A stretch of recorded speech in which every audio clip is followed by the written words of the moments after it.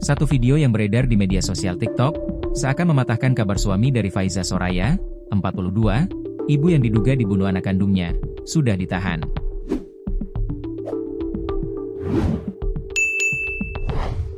Faiza Soraya ditemukan tewas bersimbah darah dalam kamar di lantai 1 rumahnya, di Jalan Dwi Kora, Kelurahan Tanjung Rejo, Kecamatan Medan Sunggal, Kota Medan, Sumatera Utara pada Rabu, 10 Desember 2025.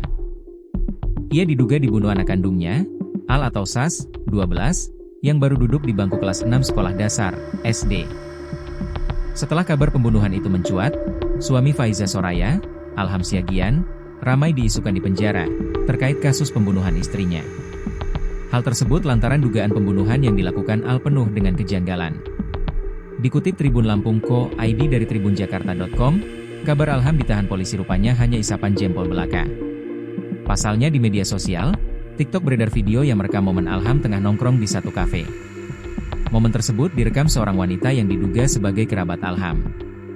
Melalui video tersebut, wanita itu seolah secara tegas membantah kalau Alham dipenjara. "Ini hari apa?" tanya wanita tersebut. "Ini hari Senin, tanggal 15 Desember 2025, jawab kerabatnya yang lain sambil tertawa.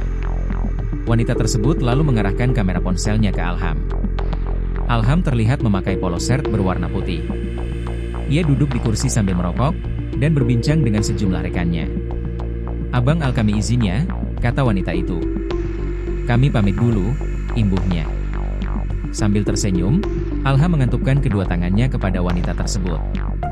"Iya," kata Alham.